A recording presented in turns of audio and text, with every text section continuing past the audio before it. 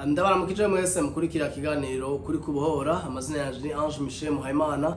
Ndabaye kaze mu miganiro kuri kubuhora, iganiro cyane kwibafasha gukura mu buntu no kumenya umwami wacu Yesu Kristo. Ndabaye kaze rero muri cyo munsi muri video y'ino munsi, nkuko mumenyereye kiganiro kuri kubuhora tugikora mu buryo bwa video, ariko kandi tukanagikora mu buryo bwa WhatsApp mu kiganiro atugisha inyigisho misose kuva kwa mbere ku munsi wa gatanu mu rurimi rw'ikirundi. Rero ndashima Imana kuba nsubiye guhura namwe gadusangire ijambo umwanya mutonya.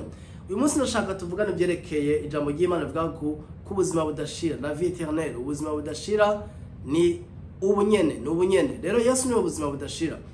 Mu ijambo ry'Imana muri Yohana wa 5:5 usomye kuva ku murongo wa mbere ushika mbere gica ku murongo wa 21. Sinza gusomya imirongo yose, ariko ndashaka kuvuga imirongo mikenya kandi niza ko iza kutubera imirongo myiza. Mpera ku murongo w'icenda aravuga ngo ko twemera intahe ishinzwe n'abantu intahe y'Imana yo nagaheta, kuko intahe y'Imana ari uko yashingiye intahe ivy'umwana wayo. Muri make turemera timonyaje intahe y'undi muntu y'abantu. Iyo umuntu bamushingiye intahe bakamuvuga neza, canke ari ikintu cabaye, canke bagiye kuburanya umuntu akazana umuntu akamushingira bakamuburanya, ico gihe turemera timonyaje yabo iyo by'ukuri ari ukuri. Rero Imana intahe yayo ngo nagaheta niko biraye kirundi vuze. Agaheta ni ikintu ki odura duranta, ni ikintu kirenge ubwenge bw'umuntu. Agaheta ni ikintu kiri hejuru y'ibintu byose. Rero intahe Imana ishingira Yesu intahe nziza. Umurongo urabana uvuga ngo iyo ntahe Imana yishingiye umwana wayo Yesu Kristo. Itemonyaje Imana ishingira Yesu bene data ni intahe ikomeye cyane. Umurongo wa 10, uwizera umwana w'Imana niwe afise iyo ntahe muri we. Muri make wewe wakire Yesu umwami n'umukiza, ufise témoignage, ufise igishinga ntahe, ufise intahe mu mutima wawe kubera wakiriye Yesu Kristo. Iyo ntahe Imana ishingira Yesu urayifise mu mutima wawe. Nturinda kondera intahe bene data. Hari igihe dushinga intahe tuvuga duti narivye, narasambanye, nari mboregwa. Nigeze no kumva umuntu mwishengero yahagurutse avuga ngo jewe ngo hamumbona ngaho nari nananiranye, ngo narabaye ruhebwa, ngo naramusambanye, urasambana cyane, ngo mbere ndabonye umuntu umwe twasambanye ngaha mwishengero ngo yicare inyuma cabahagurutsa mwishengero. Izo si ntahe ko no guhagirizanya no kumaramazanya. Iyo si yo témoignage ko aravuga. Bariko bavuga intahe yuko Yesu ari mu mitima yacu, ko twamwakiriye. Iyo ntahe urayifise. Yesu niwe témoignage dufise mu mitima yacu. Uwizera uwo mwana w'Imana rero afise iyo ntahe muri we. Haleluya. Intahe si ikintu uronda, ni ikintu ufise. Umurongo urabana uvuga ngo utizera Imana abayigize umubeshi, kuko atemeye intahe Imana yashingiye umwana wayo. Muri make umuntu atizera umwana w'Imana Yesu Kristo abayigize umubeshi. Ngamuramenyera abantu muhura kugira ngo jewe ndemera Imana, nta bintu bya Yesu ngaho. Yesu si Imana, Yesu ni umuprofete, ni umuvugishwa. Yesu ntiyapfuye, yagiye mu ijuru. Aba n'abayisilamu nivyo bigisha. Ariko ndagenda kubwira iki kintu, utemera ko Yesu yapfuye, ko ari umwana w'Imana, ko ari wakiza, ko ari wabuhora abantu, uyonye nta ntahe y'Imana afise mu mutima wiwe. Ashaka ngo arizera Imana, muga Imana ntiyemera ko ayizera. Ndituma Yesu yavuze ngo ni jewe nzira n'ukuri n'ubugingo, ntashaka kwa data atanciyeko. Naye ni izina rihari twa munsi y'ijuru ryo kirizwamo atari izina rya Yesu Kristo. Niryo zina riduha intahe, niryo zina riduha ubuzima budashira, niryo zina utagemera ntiyemera Imana. Rero ushobora kuba kumbura uvuga uti je ndizera, ndemera Imana, ndakunda Imana, ndayubaha, bamuvuga Imana. Ego Imana n'abadayimoni barayizi Imana kandi bayumvise barajugumira. Ariko hari izina twahawe ryitwa Yesu. Arabandanya 11 avuga ngo kandi iyo ntahe ni nuko Imana yaduhaye ubugingo budashira, kandi ubwo bugingo ko buri mu mwana wayo. Intahe niyo témoignage Imana ifise muri twebwe. Nuko Imana yaduhaye ubugingo budashira, la vie éternelle, zoe life, ubuzima budapfa butabora. Ibi tugira ngo ariko mwaho imbuto mwavyajwe nibora, ni jambo ry'Imana ridapfa ritabora. Warakire Yesu mu mutima wawe, niyo témoignage Imana yatanze kuri Yesu yuko muri we dufise ubuzima budashira. Mwene data, ndazi ko ari Abakristo benshi bizeye bavuse ubwa kabiri, bakorera Imana, bari business by'Imana, banayubaha, ariko bafise ubwoba, batemezwa neza ko bafise ubuzima budashira.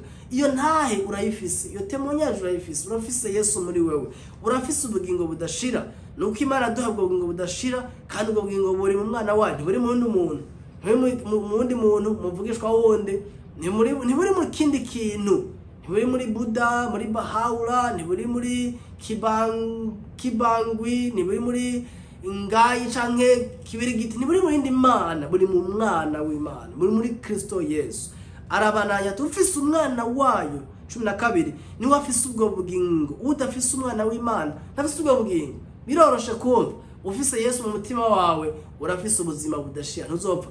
Mu minsi yaheze arantu nari ndi ngahanye muri Amerika homba, nako ndaganira n'umuntu acarambwira ngo pastor ngo ngo ibanga yembwiye muri Giswahili no muri Giswahili ngo ngo ibanga ry'ubuzima budashira ngo yanoshika mu ijuru.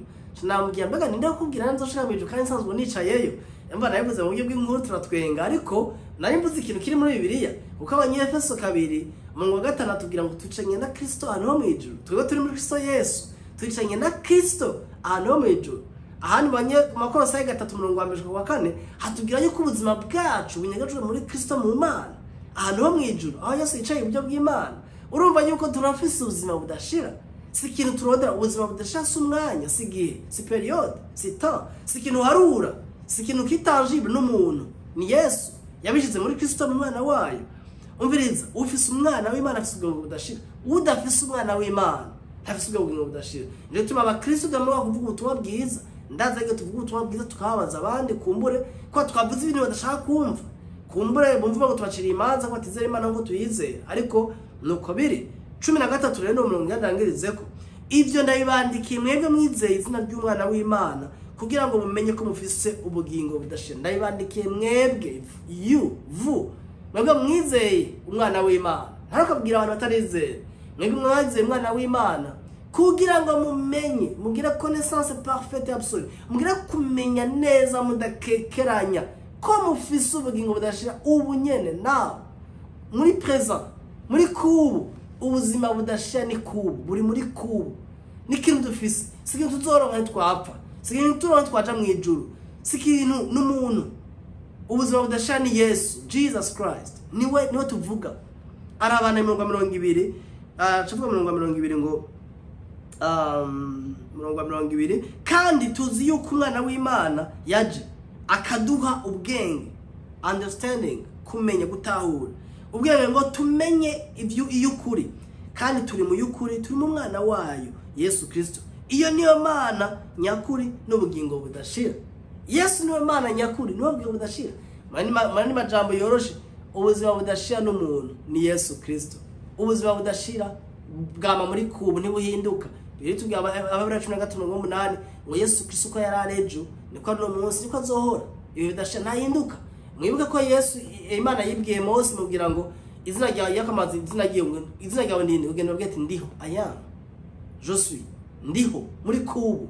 Imana yatwihaye muri Kristo yaduha ubugingo budashira budapfa butabora. Mukundwa nimba norangiza ngisho ndakubwira nimba warakiriye Yesu Kristo, nimba waramwakiriye urafise ubugingo budashira muri kubu. Ntibupfa, ntibubora, ntibuhera, sikintu uzoronka ni wapfa, sikintu wese upera kuzoronka urabufise. Iri jambo ry'Imana riri rugira ngo twibutse ibyo Yesu yadukoreye. Umwami Yesu abagire neza, abigisha abayishuri utaramizera nawe ndagutumira umuhamagara ahuri. Yavuze ngo niba muhamagara nzokwita. Araza mutima mbwe ati Yesu ngo mutima wanje ndakwizeye, mvuko bwa kabiri nci kumwana wawe. Amen. Nuko mugira umusinzi.